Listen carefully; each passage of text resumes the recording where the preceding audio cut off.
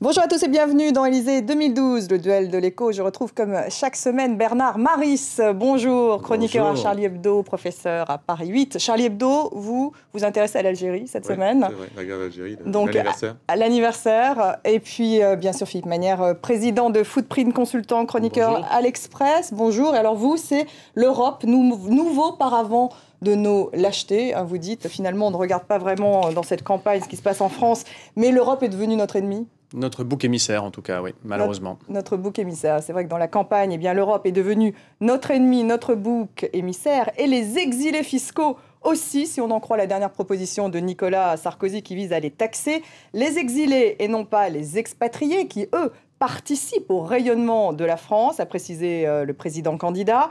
Nicolas Sarkozy fait de la surenchère, a dit François Hollande. Alors comment distinguer un exilé fiscal d'un expatrié ? Ce n'est pas simple. Quelques réactions, on se retrouve ensuite. Je souhaite que la fiscalité et la nationalité maintenant soient liées. L'exilé fiscal, c'est celui qui veut rester français pour la nationalité, mais qui ne veut pas rester en France pour la fiscalité. Eh bien, nous allons appliquer ce qu'appliquent les Américains. Un impôt lié à la nationalité.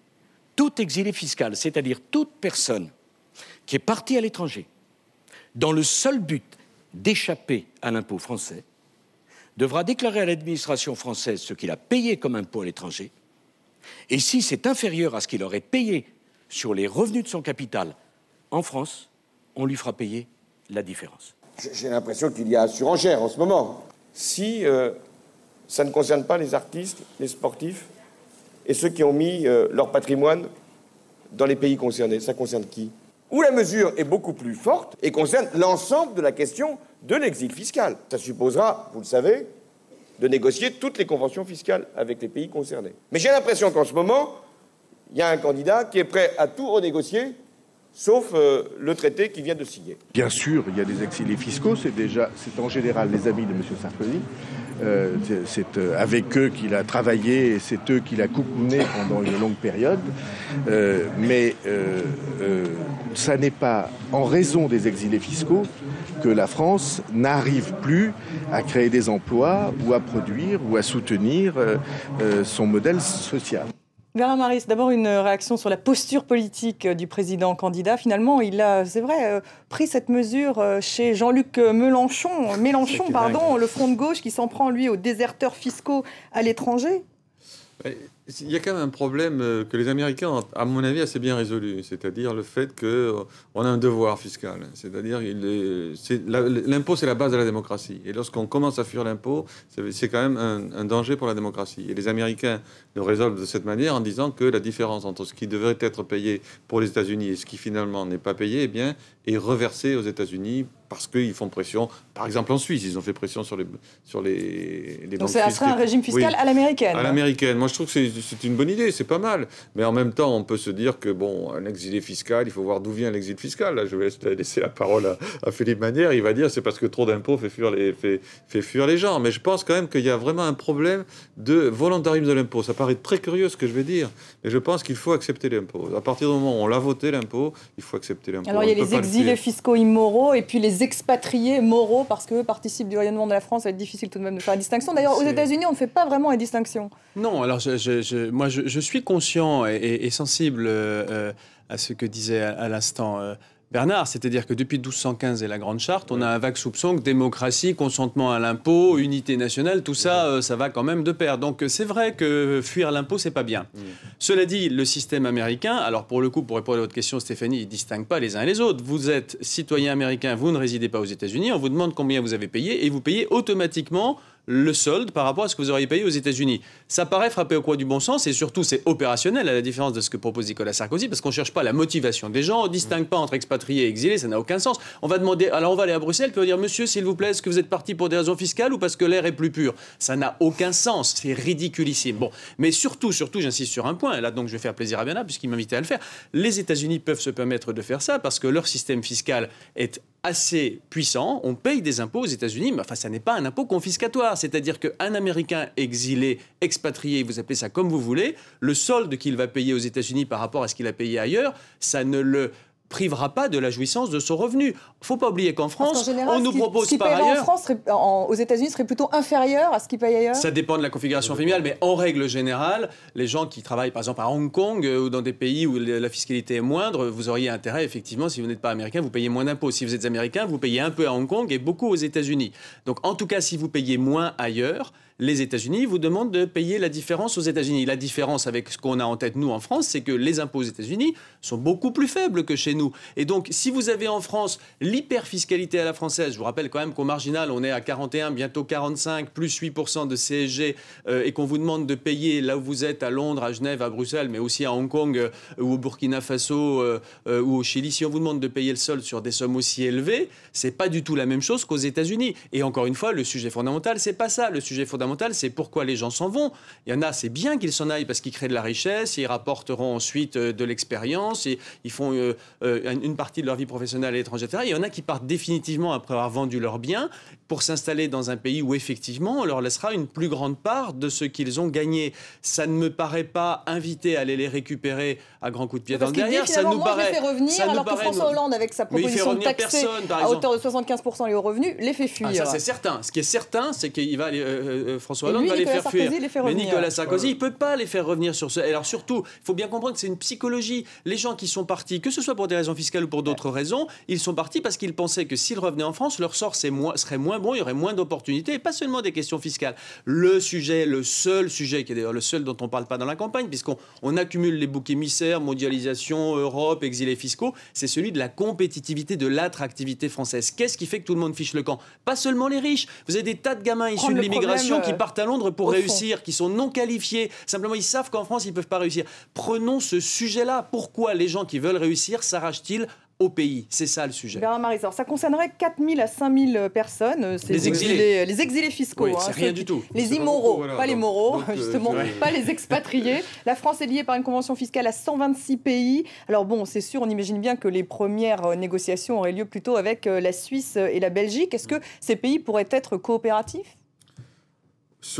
Alors là, je trouve que les Américains ont été extrêmement forts, c'est-à-dire qu'ils ont tapé du poing sur la table. C'est-à-dire qu'avec ce genre de pays, je pense qu'ils ne connaissent pas autre chose que la menace. Et effectivement, le réseau des banques suisses a été menacé d'interdiction tout simplement aux États-Unis, et ils ont été immédiatement coopératifs. Donc la France devrait faire la même chose pour mettre en place une telle mesure. Mais ça, c'était sur la fraude fiscale. C'était sur la fraude, c'était pas l'exil fiscal. Le problème qu'a la France, c'est qu'elle n'est pas tout à fait en accord avec ses partenaires. C'est-à-dire que les Allemands et les Anglais sont plutôt tolérants et sont pour, finalement, on passe l'éponge avec un minimum, etc. La France serait beaucoup plus volontaire, il voudrait récupérer beaucoup plus d'argent. Donc de ce côté-là, ça va mettre, je pense, la France en difficulté.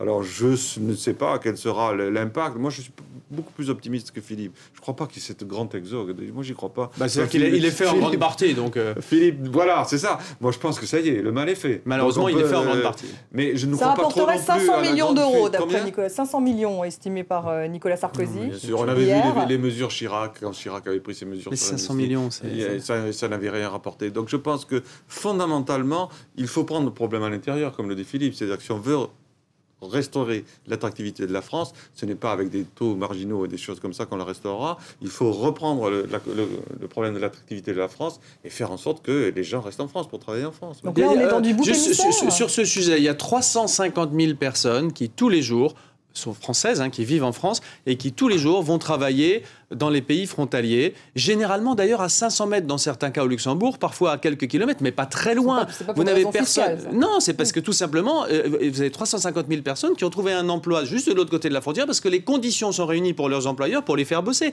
Notre sujet, c'est ça. Vous avez, dans l'autre sens, pour que vous soyez complètement tranquille et qu'on soit équilibré, il y a à peu près 10 000 personnes qui viennent tous les jours travailler en France. Vous voyez la disproportion. C'est beaucoup plus facile de créer des jobs à l'extérieur de la France, fût-ce à 500 mètres de nos frontières, qu'en France. C'est ça le sujet. Parce que les créateurs d'entreprises ne font pas partie des exilés fiscaux. Non, mais là, je parle de salariés frontaliers, de gens qui bossent à l'étranger, au Luxembourg, en Suisse, en Allemagne, etc., en Italie parfois, et qui rentrent tous les soirs chez eux, qui vivent en France, mais qui n'ont pas trouvé d'emploi en France et qui l'ont trouvé de l'autre côté de la frontière. Notre sujet, c'est ça. Pourquoi les gens vont-ils travailler ailleurs, que ce soit des frontaliers, des exilés, des expatriés, vous appelez ça comme vous voulez. Il faut que ça respire et que les gens puissent partir. Mais le sujet, c'est pourquoi partent-ils pour réussir ou pour bosser. C'est ça qu'il faut qu'on arrive à régler principalement. C'est pas seulement parce qu'ils sont immoraux, c'est ça que vous voulez dire? Non, bien sûr. Bien sûr. Mais d'abord, un, il n'y en a pas tant que ça.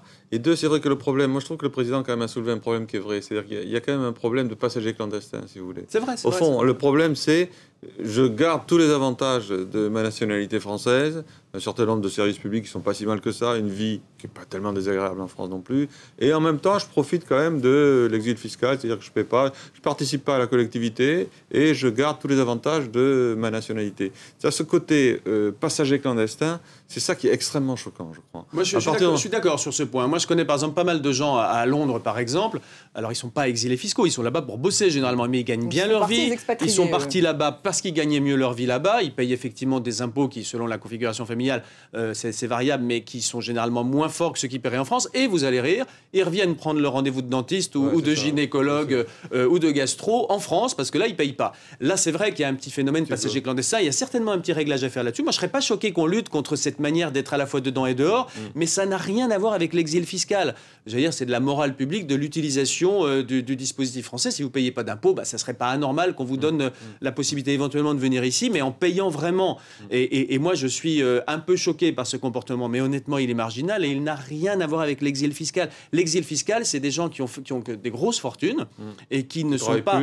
mais qui ne travaillent plus généralement. En revanche, on a tout à perdre à aller voir Fiche-le-Camp, parce qu'une fois que vous êtes basé à Bruxelles ou à Londres, devinez quoi? Souvent, c'est des multi-entrepreneurs, des gens qui ont déjà créé deux boîtes, 3 boîtes. Qu'est-ce qu'ils vont faire? Ils vont consommer dans ces pays-là, payer... moi, j'aime mieux que l'argent tombe dans nos caisses que dans celle de sa gracieuse majesté. Deuxièmement, ils vont investir où? Ils ne vont pas investir en France, en tout cas pas principalement. Moi, je connais plein de gens qui sont partis en Belgique, ils ont monté des boîtes en Belgique, où ils investissent aux États-Unis, au Royaume-Uni, c'est dommage. C'était ça l'idée de la mesure. Mais enfin, les exilés fiscaux seront poursuivis par le fisc français s'ils ne payent pas leur impôt en France.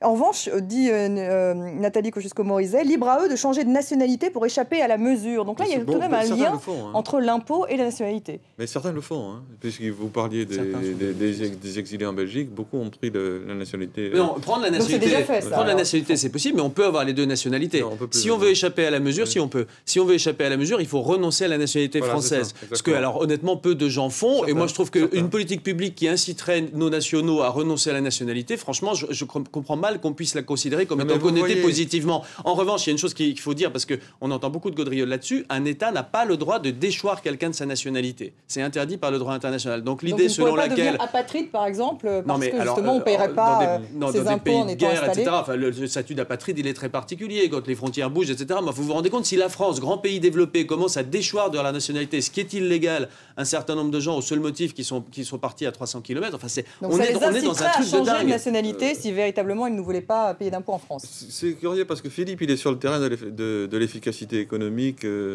et c'est vrai, je crois que le débat est en train de se déplacer vraiment sur le terrain de la morale et de la symbolique. Et de la symbolique. C'est-à-dire l'idée que c'est Coblence, quoi. C'est-à-dire au fond, la France est en difficulté, la France est en train de lutter, la France est en guerre économique, la France lutte contre l'extérieur et pendant ce temps, il y a un certain nombre qui vont proposer leur talent ailleurs et qui ne veulent pas payer, ne veulent pas participer à l'effort. Mais là, dans cette mesure, les footballeurs sont moraux, les exilés fiscaux sont immoraux, comment les expatriés... parce qu'ils ne sont pas concernés par cette mesure, par exemple. Oui, mais bien sûr, ça aussi c'est stupide. Moi, à mon avis, il faut tout le monde est concerné par la mesure, ou personne. Ça, c'est vraiment quelque chose on ne peut pas faire deux poids, deux mesures là-dessus. En tout cas, l'idée qu'on va faire payer les exilés fiscaux et pas les expatriés gentils, c'est absurde, c'est pas faisable. Juste, c'est pas faisable. Donc, il ne faut pas acheter l'idée qu'on pourra le faire parce que ça n'a strictement aucun sens. Et c'est vrai qu'il y a des comportements qui sont choquants sur le plan symbolique et même politique, tout simplement. Infaisable et difficile à mettre en œuvre. Merci Bernard Maris, merci Philippe Manière, merci à vous de nous avoir suivis. On se retrouve dans un prochain Élysée 2012.